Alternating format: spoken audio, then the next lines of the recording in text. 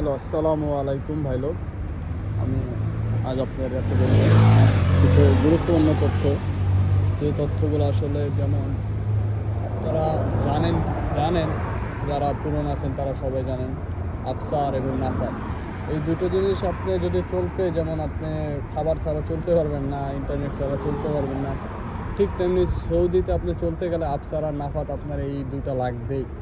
আফসার দিয়ে আর নাফাতের ভেরিফিকেশন দিয়ে আপনার এই দুটো দিয়েই আপনার যত প্রকার ব্যাংক অ্যাকাউন্ট আছে সবগুলো খোলা লাগে। তো এই দুটো হলো অনেক অনেক ইম্পর্টেন্ট। তার মধ্যে আবার ইকামা এসব তো লাজিম, এসব থাকা লাগবে। আর সৌদি আসার ক্ষেত্রে আপনারা জানেন যে মোটামুটি সৌদিতে হিন্দি ভাষা, উর্দু ভাষা আর আরবি, ইংলিশ তেমন চলে না। বাঙালি আছে কিন্তু বাংলাদেশি মুদির কম থাকে। সেই অনুযায়ী হিন্দি ভাষাটা শিখলে হয় কি, প্রথম প্রথম আসলে তখন কোনো প্রবলেম ফেস করা লাগে না।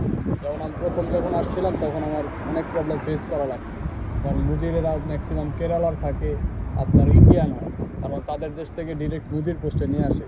কিন্তু বাঙালিদের ক্ষেত্রে হলো বৈষম্যর শিকার, কারণ বাংলাদেশ থেকে আমরা ডিরেক্ট মুদির পোস্টে আসতে পারবো না।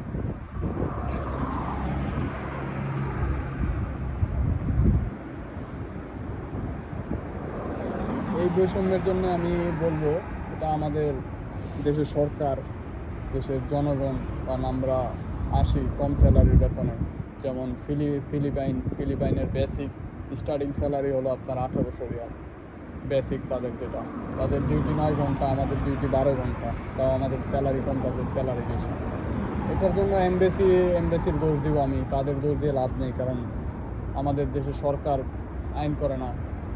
একটা লেবার কষ্টের জন্য আপাতত ভালো একটা অ্যামাউন্ট দেওয়া দরকার ছিল। যেমন বলদে যারা জব করে তাদের 600 রিয়াল, 800 রিয়াল এমন।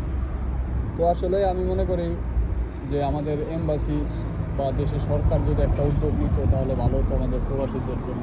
কারণ আপনারাও জানেন, এত কম টাকার মধ্যে সৌদিতে খাবারের বিলটা একটু বেশি করে যায়, হাত খরচ থাকে। আবার দেশে সবারই লোন থাকেই, কারণ প্রবাসীদের লোন কখনো শেষ হয় না।